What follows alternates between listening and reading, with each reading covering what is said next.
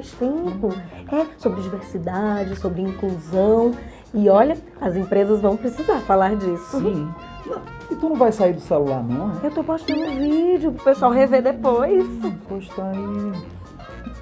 Se eu te disser, eu aprendi a mexer na plataforma também, viu? Porque eu não quero passar vergonha no painel 2, né? Como pessoas e organizações aprendem. Com Lília Porto, Alex Bretas e Mário Cabral. E agora é com o Lucas, né? É, com ele. Ele é quase Thiago Leifert, assim, do RH com feijão. Pronto. Será que ele tá solteiro? A gente tá online. Eu acho que eu liberei foi a nossa câmera. Oi, gente. Ai, socorro. Eu acho que eu não aprendi a mexer nessa plataforma. Alguém me ajuda. Queria que vocês já assumissem aí a função, fizessem suas apresentações e acho que o nosso público já conhece todos vocês, né? Mas só dá um oi aí, chega junto na conversa e conta pra gente quem é que é a Lilian, quem é que é o Alex, quem é que é o Mário e a gente vai junto para essa história. Manda ver, quem começa? Oi, pessoal. Oi, Alex. Oi, Mário, Lucas. Tudo bom? Rômulo, prazer em estar com vocês. Estou super feliz em estar aqui, a gente compartilhando um tema super importante que é aprendizagem, educação. A gente tem um abismo, né, a grama muito alta para melhorar a forma como os nossos processos de aprendizagem. E, para quem não me conhece, eu sou fundadora do Futuro das Coisas, é uma empresa que está buscando antecipar futuros possíveis, principalmente para impactar o presente. Então, a gente estuda, analisa, faz pesquisas, investiga quais são as possibilidades do futuro, mas sempre trazendo diversas lentes, lentes antropológicas, culturais, sociais. A gente não usa somente lentes futuristas, a gente usa lentes que possibilitem a gente ter uma perspectiva ampla desse momento, da realidade presente. Então, eu estou super feliz de estar com o Alex aqui. O Alex também já é colunista lá do Futuro das Coisas. O Lucas é nosso aluno lá na Informação Profissões do Futuro. Com muita o Mário, honra. super legal, assim, eu acho muito bacana o teu trabalho, o Mário também. E é isso, eu estou aqui para a gente trocar ideias. Maravilha. Passa a bola aí, Lilian. Quem é que você quer que se apresente agora? Pode ser o Alex. Manda, garoto. Bom, eu acho que eu já estava pensando aqui com meus botões, eu acho que eu vou depois, Lilian, porque eu adoro o que você faz, Lilian. Eu acho fantástico, a gente já trocou um pouquinho de ideia, né? E é gostoso a gente estar nesses espaços, porque nesse momento, o jeito que a gente tem para se encontrar, né? Eu gosto muito, então fico feliz de estar aqui com você. E o Mário, a gente já trocou umas mensagens aqui, falou, nossa, a gente está se esbarrando em vários eventos, em várias lives, então vamos marcar um café. Legal estar com vocês aqui, com você também, Lucas. Um prazer, obrigado pelo convite. E, bom, eu sou Alex, eu tenho 30 anos, isso significa que morando onde eu moro hoje, eu moro nos arredores de Belo Horizonte, aqui em Minas, isso significa que eu vacinei ontem, então sou muito feliz com a minha vacininha, primeira dose no braço. E não vou, depois posso contar coisinhas da minha história, para quem não conhece ainda muito, mas acho que agora vale dizer que eu sou um aprendiz inconformado e desde pequeno eu já praticava o que hoje eu estudo e ajudo outras pessoas a fazer, que é a aprendizagem autodirigida. Mas ainda naquela época eu não sabia que tinha esse nome, né? Eu simplesmente aprendia o que eu queria, o que estava na zona do meu interesse, da minha necessidade. E hoje eu descobri formas de como fazer isso de forma mais consciente, de forma mais intencional, mais efetiva. E eu ajudo pessoas e organizações a fazerem isso. Mas por hora, vou parar por aqui. Mário, manda brasa, cara. Valeu, Alex, por passar a bola. Um prazer enorme estar com todos vocês. Eu estava acompanhando desde ali do início, o Rômulo contando aí que são 12 anos, né, desde o primeiro RH com Feijão. Esse é o meu primeiro ano, então já estou sentindo o calor de estar com todos vocês e já ansioso aí para o ano que vem, para em questão, se Deus quiser, se for possível fazer um presencial, vai ser muito gostoso. Agradecer também ao convite. Lucas, nosso Thiago Leifert aí, como a Blitz já comentou, fantástico. O evento está sendo muito gostoso, então estava realmente bem empolgado com tudo que estava acontecendo ali, bem gostoso demais assistir. Para eventualmente quem não me conhece, no KFK Engage, falando brevemente sobre mim, sou um apaixonado, caí mais ou menos sem querer, tá, gente, dentro do universo aí de tecnologia e educação. Eu fui estudar isso em 2003, me formei em tecnologia e mídias digitais com habilitação em educação à distância, lá na PUC aqui de São Paulo. Depois fui fazer MBA em recursos humanos. Desde 2009 eu estou empreendendo também nessa área. Então, já fiz muitos projetos unindo sempre educação corporativa e tecnologia. E conforme foi passando assim, né, a gente acabou entrando muito num desafio, porque principalmente a gente fala de tecnologia e aprendizagem, hoje tem diversas tecnologias. Mas um dos desafios grandes que a gente foi percebendo é como que a gente engajava as pessoas a participarem de tudo isso. E aí, desde 2015, né, através da Engage, a gente vai dormir pensando nesse desafio, a gente acorda pensando nesse desafio, e ao longo dos 5 anos, 6 anos da Engage, a gente impactou mais de 1 milhão de pessoas. Atualmente, né, temos mais de 300 clientes utilizando a plataforma, é super bacana. Mas Nós é isso. somos inclusive, um de vários, olha né? Olha aí. Mas também só para reforçar também a satisfação de estar junto com você, Lilia, e junto com você, Alex. Vai ser bem gostoso esse papo aí, estou super curioso para ver o que a gente vai aprontar.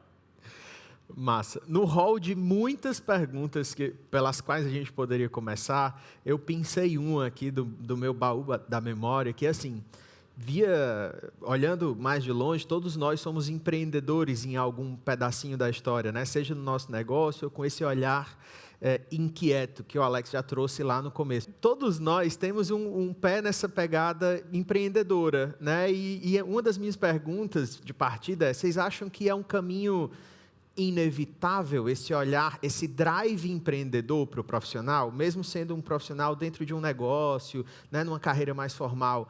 É um drive indispensável hoje para o futuro do aprendizado, do trabalho, das profissões e enfim, do desempenho profissional? Esse olhar de empreendedor, esse olhar inquieto, esse olhar questionador, o que é que vocês acham disso? Assim, queria que Mário, você trouxesse um pouquinho disso e aí todo mundo trazer sua perspectiva.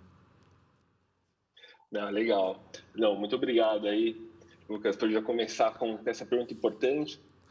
No olhar que você trouxe, né, de questionador, de inconformista, eu acho que com certeza, eventualmente, né, colocando de forma geral, né, como empreendedor, eu não sei se ser empreendedor é obrigatório, mandatório para todos. Eu acho que muita gente tem esse perfil, tem muito quem fala de empreendedorismo, mas talvez eu não partiria daí. Mas o fato de ser curioso e questionador, acho que isso ajuda bastante a gente estar sempre buscando por algo que nos agrada, que nos desperta interesse, e aí, naturalmente, a gente vai aprendendo, eventualmente sem perceber que a gente está estudando obrigatoriamente. Massa. Eu vou pegar o gancho. Pode falar, Lília. Não, Alex, pode falar. Dilemas do online, né? A gente vai falar do tempo. A gente vai viver quase todos hoje. Vamos lá, então. Eu queria trazer um contraponto, enfim, uma visão que eu acho que também é importante nesse assunto de ser empreendedor de si mesmo, né? E olha que eu sou uma pessoa que acredita demais nisso, já eu chego nessa minha visão, mas acho que o contraponto tem a ver com, às vezes, a gente, sistemicamente, assim, pensando na estrutura do sistema social que a gente vive, a gente pode ficar usando esse discurso de todo mundo tem que ser empreendedor, todo mundo tem que ser líder de si mesmo, todo mundo tem que fazer e acontecer, e pode ser, não estou dizendo que é em todos os casos, mas às vezes sim acontece, de empresas, organizações, até mesmo governos, usarem isso como uma forma de retirar direitos das pessoas, né? De precarizar o trabalho. Então, acho que isso precisa ser colocado em perspectiva também. Perfeito. Mas, né, acho que a verdade, a realidade para mim nunca é uma coisa só, né? Eu acho que tem múltiplas visões que coexistem. Eu acho que para mim é super importante, eu me vejo nesse papel pra caramba, porque eu estimulo e acredito em um aprendizado que a pessoa constrói. Eu, inclusive, uso esse termo, às vezes, em alguns textos, a pessoa empreender a própria aprendizagem. Então, eu acho que isso é fundamental. Eu acho que essa aprendizagem ela vem junto com uma reflexão crítica, junto com uma solidariedade em relação a... Isso vem como uma reflexão sobre privilégio também, tem tudo a ver com o vídeo que a gente acabou de assistir.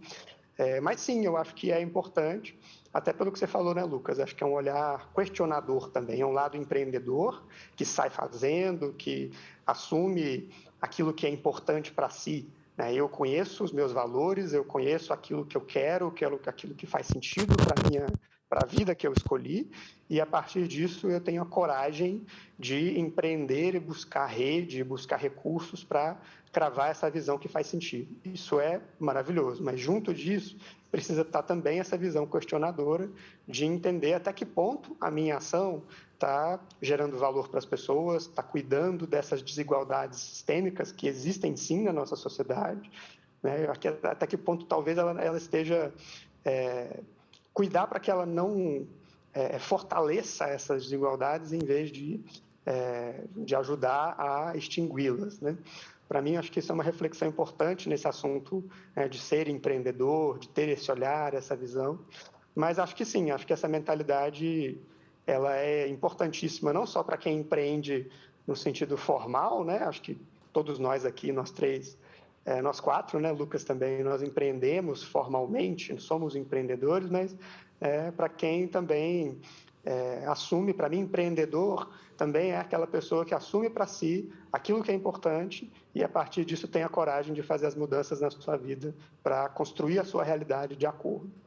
Nossa, que massa. Vocês trouxeram duas coisas ricas que eu já queria pensar aqui. Uma delas é manter esse ambiente ambiente seguro, né, de direitos, né, de condições de jogo, é criar um ecossistema sem um ecossistema que potencialize isso. Empreender fica muito difícil. Pensando no conceito original da história, né, sem um ecossistema de suporte, um ambiente que te permita errar, acelerar, aprender rapidamente, né, você acaba dificultando muito esse processo, pensando no conceito do empreendedor original, ali, né, o dono da empresa.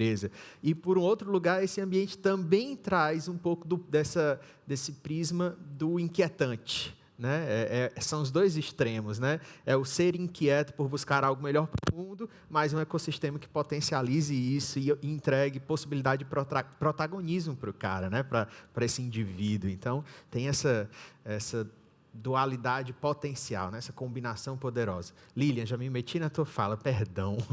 Vai lá. Eu acho que foi super importante o que você trouxe. O Alex trouxe uma lente aí super humana. Eu acho que as empresas têm um desafio que é se rehumanizar. A gente não pode pensar só em adoção tecnológica, em transformação digital. A gente precisa capacitar as pessoas para que as pessoas não fiquem alienadas com esse novo contexto. Então, a questão do empreendedorismo, ele é uma questão importante porque você assume o protagonismo do que você quer aprender, e aí as escolas têm um abismo aí de transformação que elas precisam cumprir em relação a contextos. Eu acho assim, uma escola ela serve para mudar contextos sociais, e quando eu falo em escola, eu não falo só numa escola de ensino médio ou ensino fundamental, eu falo em escola, em universidade, faculdade. Sim. Eu falo em microaprendizagem, em escolas como a minha, por exemplo, que a gente está buscando o que a gente chama de aprendizagem situacional, ou seja, a gente entender os contextos das pessoas. A gente sabe que aí tem uma questão de velocidade, de contexto pessoal, de momento que a pessoa vive, diversas realidades que são pautadas aí em raça, em nível educacional, em gênero, enfim. Então, não que seja uma obrigação você empreender, você ter essa postura de aprendiz, mas eu acho que as empresas precisam se a gente for pensar no contexto corporativo, as empresas precisam segurar, de certa forma, as mãos das pessoas e levá-las nesse novo processo de aprendizagem, fazer com que elas descubram mais coisas, que elas transformem a realidade, porque uma empresa ela é um organismo vivo, mas ao mesmo tempo ela tem um papel na sociedade. Então, se no momento eu estou colaborando para que os meus colaboradores consigam aprender mais, né, a adotar essa cultura do aprendizado contínuo na vida deles, eu estou mudando também a realidade da sociedade, né? Eu estou mudando esse tecido social, eu estou fazendo com que minha empresa cumpra um papel social no sentido de fazer com que essas pessoas que estão comigo nas minhas equipes, elas subam os degraus, elas aprendam cada vez mais, elas se estimulem, se motivem, mas ao mesmo tempo elas transformem o que eu produzo, né, o que eu trago para a sociedade como produto, como serviço, algo melhor para essa sociedade.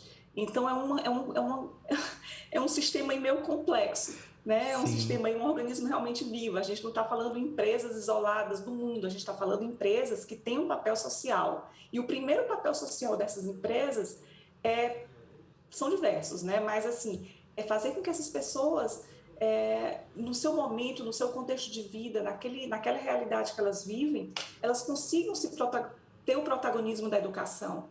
No momento, o perfil de empreendedor é super importante, né? Mas assim, é esse o papel social que a gente espera das empresas. Nossa, que legal. E já rolou um match aqui da sua fala, porque nos últimos meses, uma das coisas que mais tem me chamado a atenção é a quantidade de termos mecânicos que eu tenho trocado no meu repertório por termos orgânicos, né? Então, e tem feito sentido essa ponte, né? Assim, nossa, não, pera, faz muito mais sentido chamar isso de célula, de ecossistema, porque assim funciona, não é um conjunto de engrenagens, é um organismo, né? E aí você vai fazendo essas conexões. Bom, vocês trouxeram uma coisa que eu não vou poder deixar passar, que é esse hiato entre o indivíduo que foi ensinado a aprender, ou seja, ele veio dentro de um trajeto formativo gigantesco, o tempo inteiro sendo passivo na história, o professor dizia o que ele tinha que saber, o currículo da escola dizia isso para ele, na universidade as disciplinas eram a grande maioria obrigatórias, e a gente chegou num lugar, né, num dos futuros possíveis, como eu adoro quando eu vejo a Lilian falando, onde a gente precisa de organizações e pessoas protagonistas do seu saber, né, do seu aprendizado, do seu trajeto de aprendiz.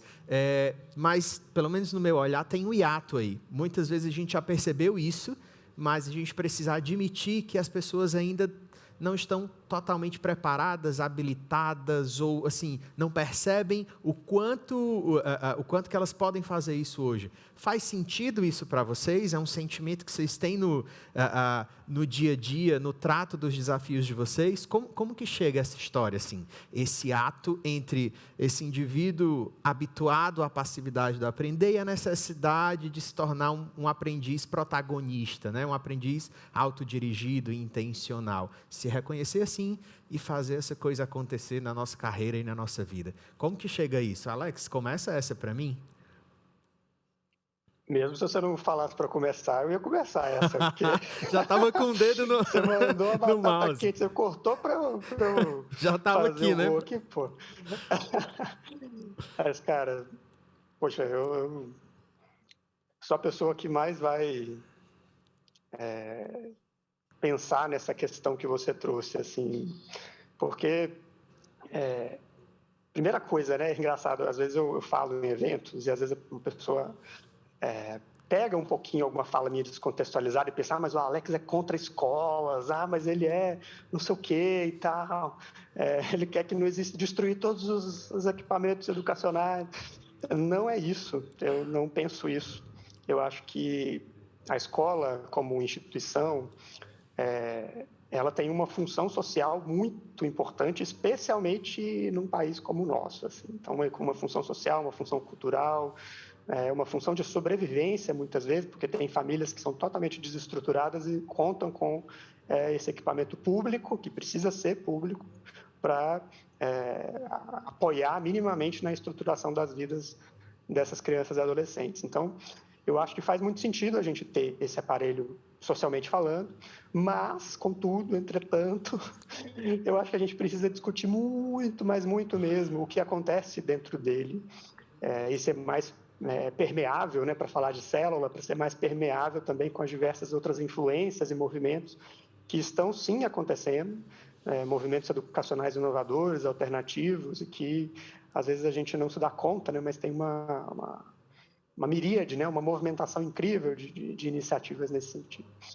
Mas o que você pergunta, né, sobre essa dualidade, né, essa dissonância que acontece entre o sistema que eu vou chamar aqui de tradicional, que é aquilo que a gente conhece, né? A escola, você está lá, todo mundo aqui, imagino, já foi para a escola, a maioria de nós, 90 e tantos %, né? Escola tradicional, é aquele esquema, né? Você está aulinha de 50 minutos, aí depois você tem um recreio de 15, aí depois você tem mais trocentas aulas, aí você faz a prova depois de um mês, aí o professor vai decidir se você passa ou não na prova, se você passa de ano ou não, enfim, a gente conhece essa história, né? O que esse sistema faz, dentre muitas outras coisas? Eu, inclusive, vou lançar um livro daqui a pouquinho, daqui a um mês mais ou menos, chamado Crenças Escolarizantes, que fala justamente sobre isso. Mas o que esse sistema faz em essência? Para mim, ele atrofia e ele anestesia a nossa capacidade de aprender. Quando a gente recebe muito ensinamento, especialmente quando a gente recebe muito ensinamento de maneira compulsória ou obrigatória, quando eu digo isso, eu estou me referindo a, se você não estudar do jeito que a escola está falando para você estudar e o que a escola está falando para você estudar, você vai ter constrangimentos em relação a isso, você vai ter punições, né? A escola é um sistema que opera no mecanismo de punições e recompensas o tempo inteiro. Então, você vai ser constrangido, você vai, né, ficando apequenado naquela relação e você acaba seguindo o bonde, nem que seja para tirar 6 em toda a prova, passar com 60% e é isso, né? Eu finjo que aprendo, o professor finge que ensina e está tudo certo. Então, você vai recebendo essa carga de ensinamento durante muitos e muitos e muitos anos. A gente passa, quem chega no sistema de educação superior e mesmo pós-graduação, passa 9, 11, 13, 15 anos nessa mesma lógica, né? Porque se você pegar, a lógica ela é a mesma. É ensinamento compulsório sendo despejado, muito focado em conteúdo. Quando você vai fazendo isso por muito tempo, você vai sendo aculturado neste molde, você vai sendo encaixotado, né, nesta forma. E aí você vai ficando atrofiado, porque a musculatura necessária para você aprender alguma coisa por conta própria, que é a musculatura da descoberta, da curiosidade, ela é uma musculatura diferente do que acontece quando a gente é ensinado, especialmente num molde compulsório. É como se você estivesse fazendo exercício para a perna, mas você precisasse exercitar o braço e vice-versa, sabe? Os músculos não são os mesmos. E aí depois, o que acontece? A gente fica com uma dificuldade imensa de fazer isso, porque a gente se acostumou a essa relação de dependência. E aí, o que acontece? Nas organizações, a gente tem esse fenômeno que a gente conhece muito bem. Acho que todo mundo aqui, quem está ouvindo, deve saber. Precisa de aprender alguma coisa? Chama o RH, chama o treinamento. Vamos convocar os mestres e os gurus e os consultores e os palestrantes e tudo mais, porque eles vão nos ensinar a visão correta, né? Isso é o que acontece, é o mercado que a gente tem, é a visão estabelecida. Então, a gente precisa questionar isso de maneira muito enfática, muito incisiva, porque isso, antes do debate sobre a tecnologia, antes do debate sobre os métodos educacionais, é metodologia ativa, é metodologia passiva e não sei o quê, a gente precisa chegar na filosofia. Antes da tecnologia e da metodologia, tem a filosofia, que conversa com qual é o propósito da educação, afinal de contas. Para que a gente criou socialmente esse sistema que a gente chama de educação? A gente pode pensar cada um na sua resposta, mas, para mim, não tem a ver com ensinar a fórmula de Bhaskara para todas as crianças e ensinar como dar feedback e fazer workshop de negociação nas empresas. Para mim, educação tem a ver com a gente tem aquela famosa metáfora, né, do acender as chamas, em vez de ficar enchendo os baldes. A gente precisa acender as chamas das pessoas, né? Então, para mim, educação é sobre isso. E quando acontece isso, a gente consegue ter esses aprendizes empoderados, autodirigidos, que a gente está falando aqui. Mas ainda é uma luta, né, que a gente tem que ressignificar e questionar muito do nosso sistema atual. Mas eu já anotei uma perguntinha aqui na minha memória, que é uma provocação para os nossos profissionais de RH que estão aí ouvindo tudo.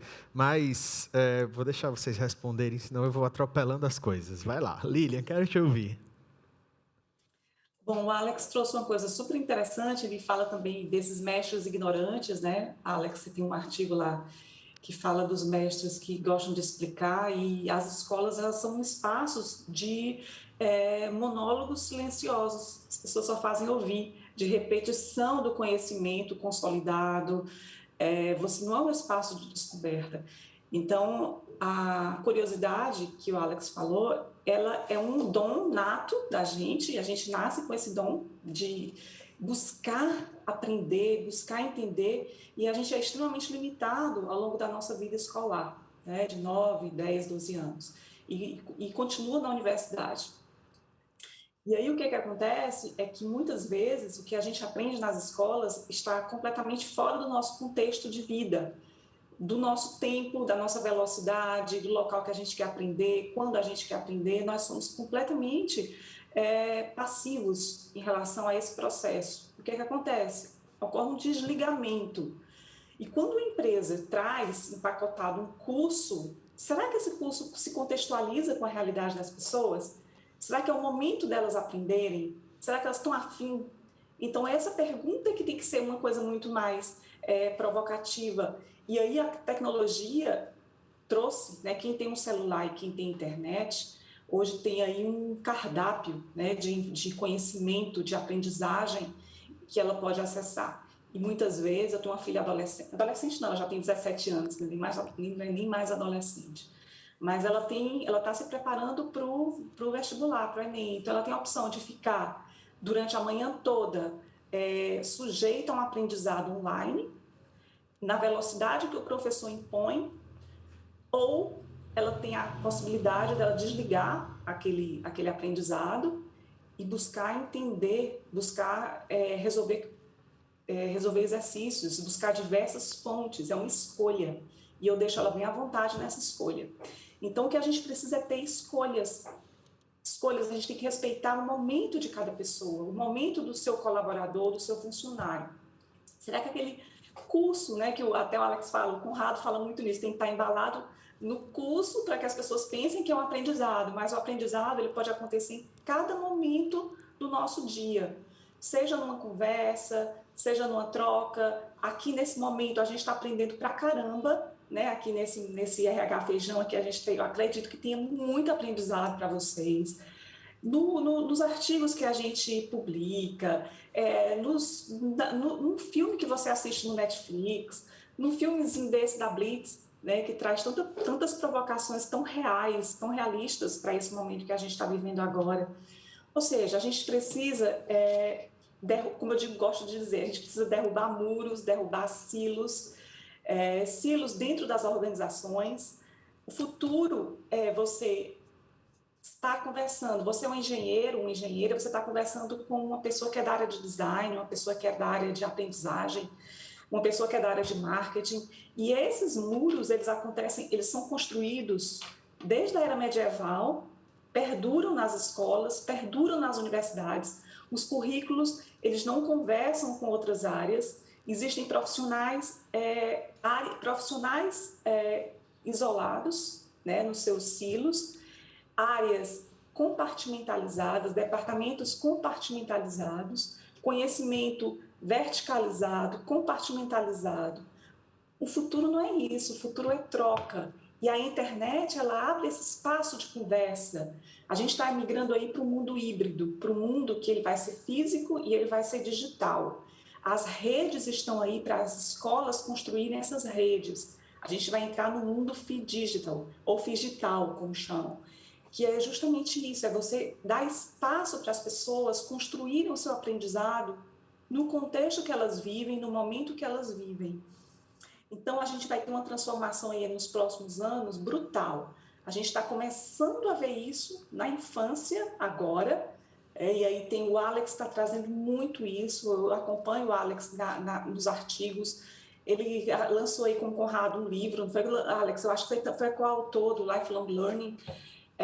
Enfim, a gente está buscando aí formas de evoluir essa aprendizagem. Eu acho que tem que acompanhar o Alex, tem que acompanhar o Conrado.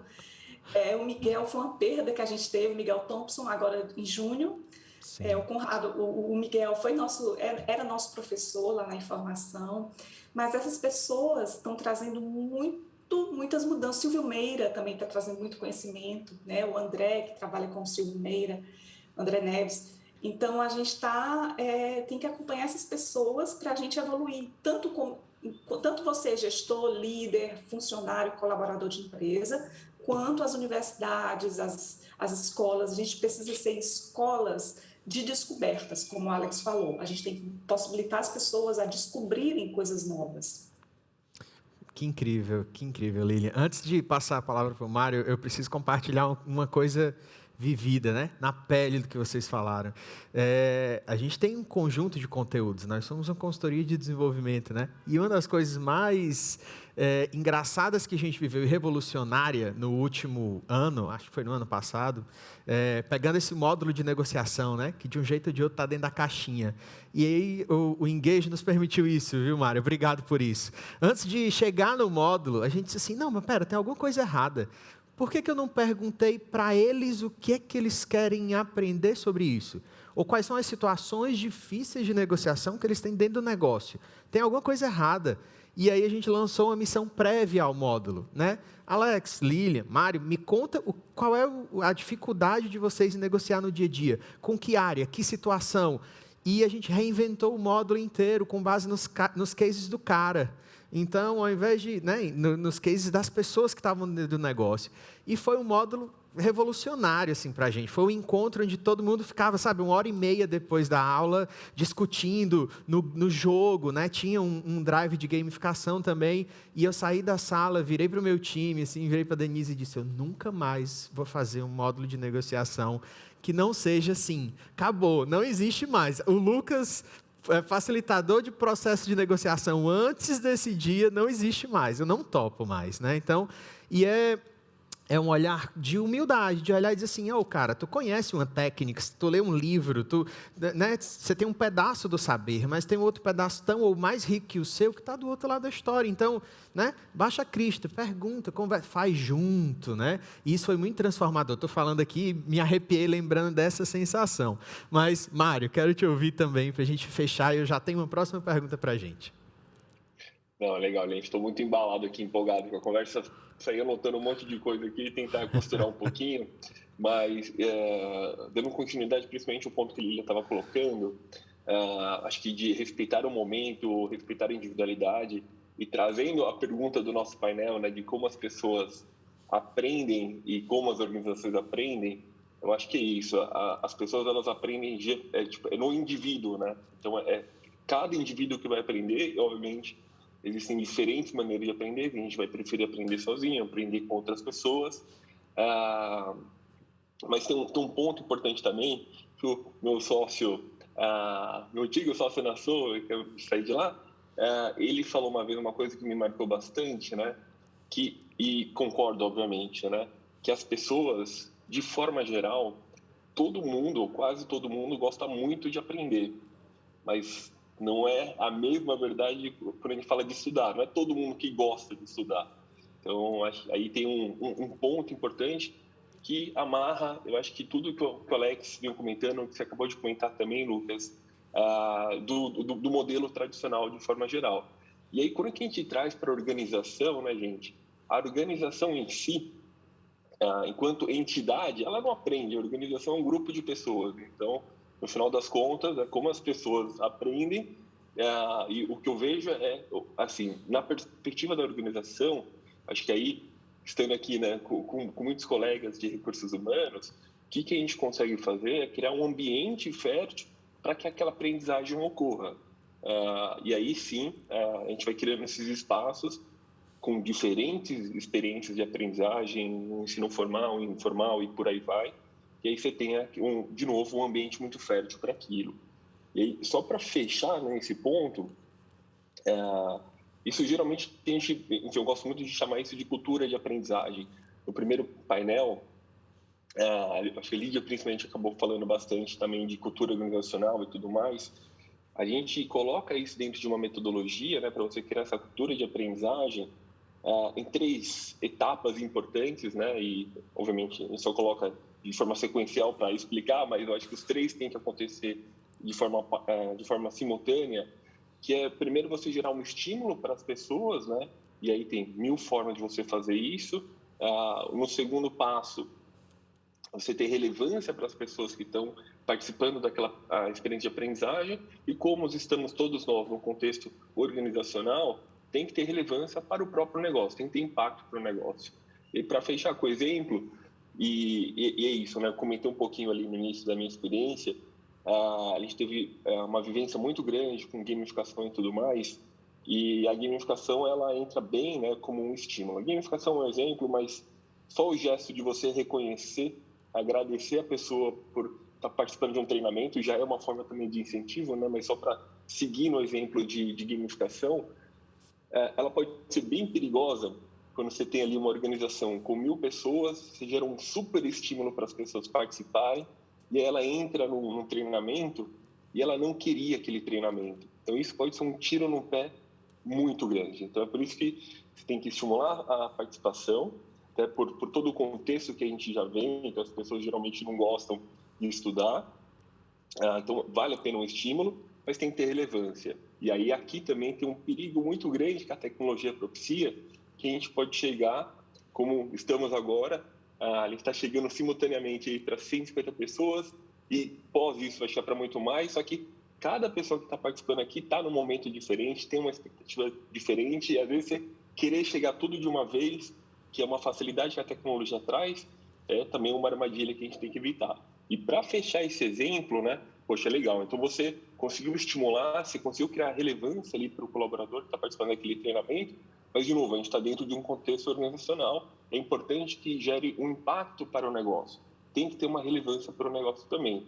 É claro que, numa área de desenvolvimento humano organizacional, você pode ter iniciativas com uma finalidade mais social, mas, de regra geral, a gente está desenvolvendo as pessoas para elas aplicarem aquilo dentro do nosso contexto de negócio. E é importante a gente mostrar para a nossa organização qual que é o impacto que está sendo gerado.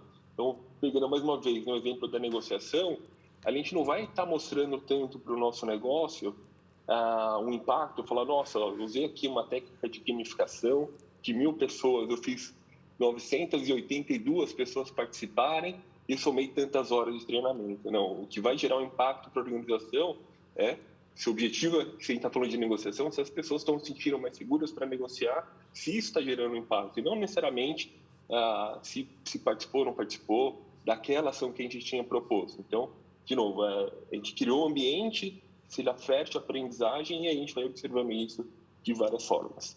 Nossa, perfeito. Conectou muito com o que eu queria perguntar agora e que já veio um pouco na fala de vocês de antes. Eu tenho uma figura mental aqui que é a ideia da mão sobre o saber, né? Sabe, o educador, o facilitador, o RH, o profissional de RH que está vendo a gente, é aquela mão sobre o saber, né? Ele pega o saber e diz, toma, filhotinho, você vai aprender isso aqui, né? E eu acho que essa mão está mudando de lado, né? Ele está muito mais nessa mão de oferta. Diz, ei, cara, diz para mim o que é importante, o que é que eu posso te oferecer, né? O que é que eu posso te dar que é relevante para vocês, que é relevante para você na sua individualidade, né? Abrir mão desse indivíduo médio, né? Vou treinar pela média das pessoas, que é um indivíduo que não existe, né? Que você tira a média, você chega em alguém que não existe dentro da organização. Então, como a gente entende que precisa fazer assim, mas como que faz, né? Assim, por onde é que a gente começa esse caminhar? Eu, profissional de RH, poxa, legal, os meninos falaram, faz sentido, eu comecei esse movimento, mas eu começo por onde? Né? O que eu faço? Que drives são importantes? Que skills são importantes dentro dessa história para eu começar a fazer isso acontecer dentro da organização? A gente tem uma pista aí, uma dica, uma percepção? Quero os olhares de vocês sobre isso. Eu acho que é contigo, Lilian. Vai começar contigo. Apesar de eu achar que o Alex vai responder muito melhor do que eu. Mas, assim, a gente está vivendo uma era de colocar as pessoas no centro, né? O people centro, que a gente colocava antes o consumidor, né? O nosso cliente no centro, hoje são as pessoas no centro. Isso quer dizer o quê? Olhar para cada pessoa na sua pluralidade, na sua individualidade. E é exatamente isso que você fala, Lucas, é a gente saber o que é que essa pessoa precisa, o que essa pessoa busca. E aí a gente já tem aí no mercado algumas ferramentas, né, de você entender o perfil daquele momento, mas sempre é uma conversa, né? Sempre uma conversa para você entender o momento que aquela pessoa está passando, o contexto que aquela pessoa está passando. Tem um aprendizado muito importante que é o aprendizado tácito. É aquele aprendizado onde você ocorre a troca com as pessoas, com o seu time, com a sua equipe. Com a pandemia, isso aconteceu para algumas pessoas de forma remota, né? Os encontros remotamente, mas esse momento em que você está com as pessoas, com o seu time, trocando, compartilhando, trocando ideias, é muito importante. E aí a gente vê uma outra transformação. Eu vou falar muito mais num contexto de transformação e de movimentos, tá? Perfeito. E o Alex pode trazer a lente dele mais na parte de educação, de estratégias. Mas hoje, uma realidade é o seguinte, 25% da força de trabalho está vindo de fora. Então, as empresas, pode não acontecer aqui no Ceará, mas já está acontecendo do Brasil afora. As empresas estão mais planas, elas estão buscando e aí vem economia gig, também tem a questão da precarização, mas assim, as empresas elas estão se abrindo para novas formas de trabalho, novos formatos, seja pessoas aqui no Brasil, seja já está acabando essa questão das barreiras geográficas, ou seja, as pessoas estão vindo. Por outro lado, mesmo você sendo um funcionário, um colaborador, você tem hoje com a internet, com esse mundo digital, você tem a possibilidade de você também prestar serviços fora do seu ambiente de trabalho. E aí o que acontece? É aquela coisa do aprendizado. No momento em que eu não tenho apenas um único empregador, mas eu tenho empresas que me contratam, eu faço freelancer, né, eu faço bico, posso dizer assim, numa linguagem mais comum, também são oportunidades de aprendizado. Ou seja, se eu estou fazendo um trabalho pontual, prestando um serviço pontual para uma empresa X, eu vou estar naquele momento em que eu estou executando aquele trabalho, fazendo interface com o time daquela empresa. Então, aquele time, trazem novos repertórios, novas experiências que eu acabo também assimilando. Então, o que eu quero dizer é o seguinte, não é só a empresa trazer cursos, treinamentos, não é só isso. Isso é uma coisa meio que jogar no colo da pessoa. A pessoa está a fim de fazer, mas também propiciar momentos de descoberta, momentos de transformações, de buscar novas experiências, de novas trocas. E isso pode acontecer tanto no ambiente presencial quanto no ambiente digital. Então, as empresas elas precisam estar atentas para não ficarem fora do jogo a essa transformação digital, mas não só fazendo adoção de tecnologia, trazendo inteligência artificial, não. Principalmente fazendo essa transformação digital, mas sempre com um olhar no ser humano, colocando as pessoas no centro. É isso, trazendo novas redes de colaboração, fazendo com que aquelas pessoas consigam colaborar com outras. Uma pessoa aqui em Fortaleza, ela pode colaborar com uma pessoa em São Paulo, outra pessoa na Bahia, pode haver essas trocas. Não que essas pessoas que estejam fora do estado, elas sejam funcionárias, não, elas podem ser apenas parceiras, mas trazendo esses momentos de troca. E aí eu acho que o Alex pode colaborar melhor com essa parte de quais são as estratégias, quais são as táticas, né, Alex? Nossa, você trouxe um negócio super legal, Lilian. Eu me lembro de uma experiência minha. Um dos lugares onde eu mais aprendi foi quando eu me dispus a fazer a sonoplastia de uma peça de teatro para alunos que estavam se formando.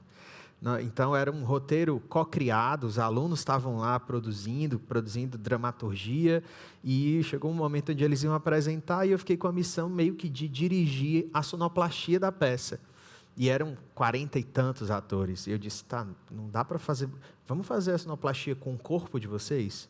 só voz e corpo, né? Já tinham experiência com barbatuques, com percussão corporal, com voz, e foi uma experiência assim, transformadora. Eu disse, nossa, meu Deus, se eu tivesse que ensinar sobre um ecossistema de criação, criatividade, colaboração, conflito positivo, eu faria exatamente isso dentro de um negócio, ou traria os executivos para cá para ver isso, né? Então, quando você falou, me veio instantaneamente à mente esse olhar. Mas, Alex, quero muito te ouvir. Isso é muito legal, Lucas, porque acho que é justamente esse o papel, para mim, do educador do século XXI, seja na escola, na universidade, na empresa, em qualquer lugar, é ser esse designer de experiências, né? É criar esses contextos surpreendentes, diferentes, que vão trazer uma experiência que talvez a pessoa, só ela, no caminho autodirigido que ela já faz, entendendo, né, que a gente está indo para esse lugar, talvez ela não tivesse acesso. Você cria e manipula contextos, né? Corrigindo uma coisa, Lília, eu sou prefaciador do livro do Conrado, Lifelong Learners, não sou coautor, até adoraria, porque eu acho que é um livro fantástico. Mas então, sobre essa questão das estratégias, acho que o primeiro ponto, né, eu sou muito essa pessoa que vai um pouco mais profundo antes de entrar na parte prática, que eu acho importante. Todo mundo aqui, imagino que nesse público já tenha ouvido o termo lifelong learning, né? Aprendizagem ao longo de toda a vida. Uhum. É um termo que está colocado, né, no nosso mercado, na nossa atuação. Agora, como que a gente faz isso realmente, na vida real, no dia a dia, né? Como que a gente coloca isso na nossa rotina? Porque senão fica só aquela buzzword, né? Aquela coisa lá, discurso, é um discurso muito bonito, é um discurso que pega, mas como é que faz isso na vida real? Para mim, eu acho que a aprendizagem ao longo da vida, se ela não vier acompanhada no mesmo ritmo com o desenvolvimento da aprendizagem autodirigida, a gente vai cair num arquétipo, né? Numa persona que é o aprendiz fazedor de curso. E a gente quer isso, né? Aprender ao longo de toda a vida se resume a fazer cursos e a estudar, né? Igual o Mário falou, a diferença de aprender e estudar. Se resume a estudar e estudar formalmente o resto da vida? Não é sobre isso, né? É também sobre isso, essa é uma parte importante. Aí que a gente fala de life-wide learning, né? O wide, né, tem a ver com múltiplos espaços. Você aprender ao largo da vida significa você aprender em todas as instâncias, né? Formal, não formal, cursos livres, iniciativas estruturadas que você pode beber, informal, que é o seu rolê, né, as suas ações de aprendizagem que você intencionalmente planeja, e randômico também, né? Isso eu aprendi, inclusive, com o Conrado, na tese dele, quando ele diz que, às vezes, a gente pode aprender com situações sem ter a intenção de, né? Igual, sei lá, um exemplo de uma tragédia, mas, às vezes, um parente seu morre e você aprende um monte de coisas sobre você, sobre a vida, sobre a sua família, você tem conversas que você nunca, talvez, teria, e você, obviamente, não queria que esse parente morresse. Então, às vezes, também o aprendizado vem randomicamente, né? Ele vem sem serendipidade e ação aí, né? Você precisa estar disposto para acolher esse fato e lidar com isso, né? Exatamente. Precisa de ter essa disposição interna, embora não seja bem uma intencionalidade. Agora, eu queria entrar um pouquinho nesse ponto da cultura de aprendizagem. Adorei que o Mário trouxe esse termo para cá. Eu sou muito um cara das metáforas, eu gosto muito das analogias como uma forma de explicar melhor. E antes aqui um pouquinho, eu estava esperando para entrar, eu fiquei pensando que para mim cultura de aprendizagem tem muito, e cultura de aprendizagem é uma parte fundamental de entender a aprendizagem na organização, e do lado você tem a mentalidade de cada indivíduo, que pode ser uma mentalidade mais orientada para aprendizado contínuo, autodirigido, protagonista, ou pode ser uma mentalidade mais orientada de maneira heterodirigida, de maneira dependente de receber ensinamentos, né? Então, essas duas coisas elas andam em paralelo o tempo inteiro. Eu acho que essas coisas elas podem ser comparadas como se fosse um carro em movimento. Você tem a marcha do carro e você tem a velocidade dele, né? A cultura é como se fosse a marcha. E a mentalidade do indivíduo, quanto ele se desenvolveu nessa autodireção, é a velocidade do carro. Se você coloca um carro que está em marcha 1, e você tenta acelerar o acelerador lá de pisar fundo, né? O carro vai esguelar. O carro não vai aguentar. É justamente isso que acontece em muitas organizações. Você tem até alguém, ou um pequeno conjunto de pessoas que são extremamente autodirigidas, que são extremamente se apropriaram da sua própria capacidade de aprender por conta própria, de descobrir, de inventar novos métodos, de inventar novos jeitos de fazer, de inventar novos processos, de resolver problemas. Mas aí você tem uma cultura que é perniciosa em relação a isso. É uma cultura que afasta isso, que pune isso, que não reconhece, que não dá as condições. Ou esse Então, cara esse é o acelera ou ele ponto. pula para fora do carro, né? Esse cara não fica muito tempo dentro do carro, né? Ou ele tira o pé do Exato, acelerador ou ele vai buscar um outro carro onde ele consiga. Nossa, que incrível, que incrível. Exato, você esguela o carro não aguenta, ou a organização fica prejudicada, ou o indivíduo sai da organização, que é o que muitas vezes acontece, né? Então, eu acho que o trabalho nosso, como eu falo nosso, me refiro aos RHs, aos consultores, às pessoas que estão, né, querendo cuidar desse ambiente, é um trabalho muito de escultor também. Aí mais uma metáfora que eu adoro. A gente precisa esculpir a obra. Sabe quando você vê aquelas obras de mármore, de argila? O escultor, ele começa a fazer aquela obra, ele tem um bloco de mármore ou de argila lá inteiriço, né? A obra está ali dentro. O que é o trabalho do escultor? Você tem que retirar os obstáculos, você tem que eliminar o que não faz parte da obra para você revelar a obra que existe ali. Ou seja, né, trazendo para a nossa realidade, esse trabalho da gente esculpir a obra é da gente dar as condições ambientais de contexto para que o aprendizado natural das pessoas já aconteça. Porque ele acontece. Não vou nem chover no molhado aqui de falar que o ser humano é um aprendiz natural. Até a Lília já comentou sobre isso. A gente aprende por um instinto biológico, né? A gente aprende porque a gente é ser vivo. Mas dependendo do contexto, né? Dependendo da cultura, dependendo da marcha que está o carro, você está na marcha 5 ou você está na marcha 2, a gente pode ir mais rápido, a gente pode ir mais devagar, a gente pode quase parar, né?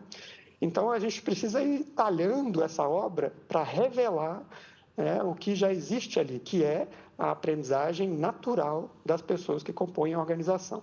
Então, depois de todo esse papo, né, filosófico e metafórico, queria só deixar uma referência, eu não vou me aprofundar aqui por falta de tempo. Até joguei aí, Lucas, não sei se dá para... Eu joguei no chat aqui do nossa salinha. Eu vou já copiar texto. isso com a galera toda que está nos vendo. Eu vi assim que você postou, eu disse, tenho interesse, estou curioso. Mas já que a gente compartilha com todo mundo. Manda ver. Já fui com má intenção, já fui mal intencionado aí, porque eu quero que vocês compartilhem aí com o pessoal, porque eu falo nesse texto sobre as 5 arquiteturas, eu chamo de arquiteturas, mas são jeitos de se fazer, né? Que eu acredito que podem influenciar positivamente a construção de uma cultura de aprendizagem que vai mais nessa direção do autodirigido, do protagonista, do ao longo da vida, do ao largo da vida. Então, pedidos e ofertas, jornadas individuais em comunidade, desafios e festivais, grupos de estudo, igual muitas organizações já fazem, né? Grupo de estudo, grupo de leitura, cumbuca, grupos de prática, né? Comunidade de prática também, e por fim, sozinho junto. Essas são as 5 arquiteturas, não vou entrar aqui porque senão, enfim, vou ficar horas falando, mas tem tudo nesse texto lá, e eu acho que para compreender essa minha perspectiva sobre como começar, né, que foi a origem da sua pergunta, como dar esse passo, então, eu acho que essas 5 possibilidades, elas são bem concretas, assim, acho que ajudam bastante. Eu suspeito muito, muito que vai rolar um collab aqui, viu? Futuro das coisas, Alex, e tudo hospedado no Engage. Joguei a história e vou para frente. Depois, na salinha, a gente conversa. Massa. Mário, quero te ouvir rapidinho, que aí a gente já vai já para os grupos de trabalho e volta para as considerações finais aí desse nosso bate-papo. Manda ver, Mário. Muito bom. Estou aqui mantendo aqui a empolgação aqui com as falas, gente. Só para tentar, talvez, fazer uma ponderação final aí, antes da gente ir para as salas.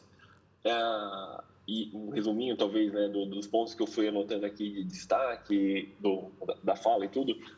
Acho que a sua pergunta inicial, né, que você trouxe, principalmente da questão do empreendedor, eu acho que a gente deu uma ponderada, porque às vezes é isso, o empreendedor às vezes tem um entendimento que a gente está falando do dono do negócio, e não necessariamente é isso, mas o fato de ser questionador, de você ser o protagonista do seu processo de aprendizagem. Eu acho que isso marca, acho que muito, né? E que é isso, né? A aprendizagem, ela deixou de ser simplesmente um evento para ser uma jornada. E bem a experiência que esse ano, por todo o contexto, a gente conseguiu fazer do RH com Feijão. Ele não é um evento, ele foi uma jornada. Ela iniciou, uma das formas do início dela foi lá há 21 dias atrás, que a gente foi fazendo ali as pílulas de aprendizagem, e que isso pode fazer sentido para um grupo de pessoas, para o momento que esse grupo de pessoas está e que o outro não está. E que aí eu queria só fechar com esse ponto, né? E aí, em várias situações, a gente está vendo muito a palavra ou, né? É isso ou aquilo. E cada vez mais acho que a gente precisa mudar o ou para o e, né? Não é escolher entre, sei lá, online e presencial, usar os dois. O ensino formal, como o Alex comentou ali também no início da fala dele, da importância da escola, é indispensável isso. Só que hoje o mundo mudou e tem várias outras formas para complementar, não é para substituir. Então, eu acompanhei desde o início, né, quando a gente falava muito de e-learning, né, então da tecnologia entrando esse universo de treinamento e tudo mais, da substituição. E eu acho que conforme isso foi amadurecendo nos últimos 20 anos, a gente já foi ficando mais tranquilo que é isso, não vai substituir, vai complementar. E aí tem várias maneiras super legais de você fazer isso. E para fechar, né, colocando acho que uma metodologia, né, que está até em destaque ali no próprio website do RH com Feijão, fala de aula invertida. Então, você preparar as pessoas para você ter como se fosse um pré-work ali, né? Uma preparação para as pessoas chegar no momento que está todo mundo junto, e estarem prontos para uma discussão e ter a consciência que não terminou ali só no evento ao vivo, no síncrono, que isso pode se estender de outras formas, é algo muito legal que, de novo, de alguma forma ou outra, a tecnologia ela vem facilitando isso. Isso pode acontecer dentro do Telegram, como a gente tem aqui o nosso grupo no Telegram, e vários outros canais. Mas é isso aí. Agora vamos para as nossas salas simultâneas? Isso. Bom, uma das coisas que a gente vai... Essa nossa conversa lembrou muito um parceiro muito querido, que é o Paulo de Tarso, que tem um trajeto lindo com aprendizagem baseada em projetos, bem nessa linha, né, de pôr a mão na massa, aprender, entregar para o mundo, para a sociedade, e com base nisso você ampliar o repertório, né? Ir lá, tentar, errar, ajustar, pensar alguns bons métodos, alguns jeitos legais de fazer e ampliar o repertório. Então, Paulo, um abraço para você, sei que você está aí com a gente. Então, estamos de volta, todo mundo junto. Meninos, Lilian teve que se ausentar, né? E aí, explicando para todo mundo, para nosso público também, ela tinha um compromisso, né? Tinha uma hora para sair. Ela mandou um beijo para todos e eu tenho certeza que a gente vai se encontrar em muito breve. Então, que mensagem sobre como pessoas e empresas aprendem vocês deixariam para essa galera? Posso começar aqui puxando o bonde? Primeiro, muito obrigado pelo convite, Rômulo, Lucas, estou feliz demais de estar aqui. Eu estava mandando uma mensagem aqui agora para a Ana, uma amiga que participou do MOL, que deve estar me ouvindo aí agora, que é do Ceará. Sim. Já falei que na próxima edição vai rolar presencial, eu vou ficar na casa dela. Já combinei o esquema aqui, tá tudo certo. Tudo resolvido. Então, muito obrigado pelo convite. Eu acho que como mensagem final, tem uma frase do David Roberts, que é um cara da Singularity, que ele fala uma coisa bem provocativa, assim, que ele diz: aprender apenas para um caso de um dia precisar é um absurdo. E eu acho que a gente precisa de mais provocações como essa. A gente precisa de mudar um pouco a lente que a gente está enxergando a educação, em qualquer contexto, falando aqui especificamente nas empresas, para uma lente mais provocativa, para uma lente mais reflexiva, mais surpreendente, porque senão a gente vai ficar fazendo mais do mesmo com roupa nova.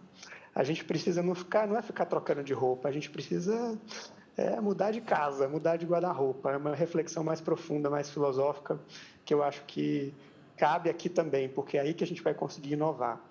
Tem 3 coisinhas que eu acho fundamentais na educação que eu acredito: descobertas, né, por um processo de educação que permita mais as pessoas a descobrirem as coisas por conta própria. convites, né? Eu tenho uma frase célebre do MOL, que é a comunidade de aprendizagem que eu conduzo, que é tudo é convite. Então, né, sem mais imposições, sem mais obrigatoriedades, né, por uma pedagogia do convite. E, por fim, humildade, que a gente possa entender que não existe essa coisa de dominar um assunto, dominar um tema.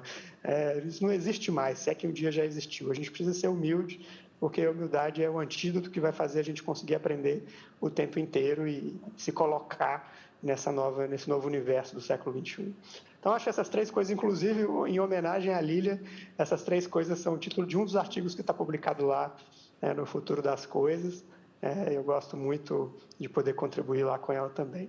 Então, muito obrigado pelo convite, feliz de estar aqui. Passar a bola agora para o nosso querido Mário. Obrigado, Alex. Valeu, Alex. Obrigado. Bom, também queria começar agradecendo aí a todos, todas e todes, já pegando a nossa referência aí a Blitz, do nosso recado de diversidade. Enfim, né, eu acho que todo mundo que participou aqui nessa manhã de sábado, enfim, o Rômulo estava comentando na questão do digital, talvez está mais com o Lucas nesse aspecto, mas eu consegui sentir aí um calorzinho bacana com a participação de todos. É bem legal ver o videozinho de todo mundo participando também. Acho que isso traz uma presença. Então, fico na expectativa de reencontrá-los em breve, se Deus quiser, presencialmente, todo mundo vacinado aí e todo mundo bem saudável. Talvez para deixar, eu acho que é uma mensagem, acabei talvez dando um spoiler já, mas só para repetir talvez a frase que eu comentei agora há pouco. Eu acho que dali a gente está cada vez mais aberto ao E do que ao OU, então a gente aprender a somar as coisas, não necessariamente ter que fazer escolhas de um ou para outro. Eu acho que isso abre a possibilidade no aspecto, quando a gente fala de aprendizagem, há muitas formas que estão à nossa disposição, né? Então, eu acho que respeitar, e aí eu acho que a Lília falou isso muito bem, o momento de cada pessoa, o estilo de cada pessoa. Comentei agora que é bem gostoso ficar assistindo os videozinhos, né, de todo mundo que deixou a câmera ligada, mas entender que tem gente que não sente a vontade e está tudo bem. O Alex acabou de comentar, né? Vamos viver a era do convite, não mais da imposição, da obrigatoriedade. Então, de fato, entender que as pessoas são diferentes, estão em momentos diferentes e abrir a cabeça aí para várias possibilidades que o mundo que estamos vivendo ele nos permite. Mais uma vez, aí, obrigado e parabéns pelo evento, gente. Show. Valeu, show. obrigado, pessoal. Ô Lucas, deixa Oi. eu só dar um recadinho Com final muito certeza. rápido que eu esqueci. Por favor. Primeiro que o Mário falou dessa questão do E, que eu acho maravilhosa, né? Porque é a fonte que nasce toda a complexidade, a gente poder, né, ter esse olhar do E e não do OU. Achei maravilhoso. Queria só deixar aqui as minhas redes, para quem quiser acompanhar o meu trabalho. Meu Instagram é alexbretas11, o meu LinkedIn é alexbretas, né? Escreve como se fala mesmo. Show. E o meu site é www.alexbretas.com. Lá tem um link para você inscrever na newsletter, que eu tenho publicado quase todos os dias, segunda a sexta, pequenos textos sobre esses assuntos todos. Então, faço o convite, né, como tudo é convite, para quem quiser me acompanhar mais e estar mais próximo, me mandar mensagem lá também nas redes. Eu sempre respondo todo mundo, então vai ser um prazer estar mais perto. Maravilha. Se tem uma coisa que eu posso dizer é que esse cara é acessível, porque a gente foi lá, mandou um oi, ele respondeu e agora ele está aqui com a gente. Foi incrível, recomendo essa ponte, super, super. Aliás, posso dizer isso dos dois, né? Eu não me lembro de ter mandado uma mensagem para o Mário, ligado para ele não ter retornado logo em seguida ou no finzinho da noite. Então, Lília tamo também, junto. Lília, meu Deus, gente, uma das coisas que eu preciso falar, não posso deixar de falar. Fiz a 6ª formação, eles estão abrindo a 7ª agora, acho que na semana que vem já é a aula inaugural. E, assim, eu posso dizer que foi uma experiência transformadora na minha trajetória profissional. Assim. São muitas lentes, são pessoas muito poderosas, muito conteúdo incrível, e você sai de lá assim, ó, com um conjunto de futuros possíveis. Já perceberam aí? Ó, cria da Lilian, né? Futuros Possíveis. Então, com muito repertório, dá uma expandida, assim, né? Você sai de lá bem maior. Meninos, muitíssimo obrigado pelo tempo de vocês, pela disponibilidade. Para encerrar a história, enquanto eu troco de figurino para cair na roda de samba. Bora sim, bora, nós, bora. Bora. Cheiro, meu povo, a gente vai se falando. Muito, muito, muito obrigado. Foi lindo ter vocês aqui. A gente se encontra em muito breve. Já, já. Um abraço, gente. Sucesso.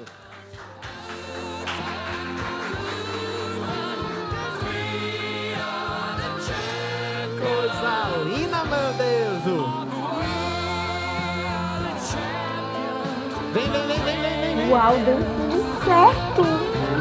O pessoal da C tá de parabéns, os convidados, o pessoal do Index. Agora vai ter samba e forró e a gente pode acompanhar pelo Zoom ou lá no canal do YouTube da C. Que ótimo. E a gente aprendeu tanta coisa bacana hoje, não foi, amigo? Vocês deviam aprender a desligar o microfone, né? Porque tá todo mundo ouvindo. É tudo mesmo? Oi, gente, que bom estar bem pertinho aqui de vocês, né? A gente quer parabenizar todos que fizeram parte dessa jornada. Agora a gente vai ter uma feijoada, um sambinha, um forrozinho. Aproveitem e nós nos encontramos já pelo Instagram, Telegram ou na sua empresa. Basta chamar a gente, Nos últimos meses, nos superamos a cada dia. Mas não foi só a dificuldade que nos fez crescer. Crescemos porque construímos um pronto atendimento e a confiança do Tiago.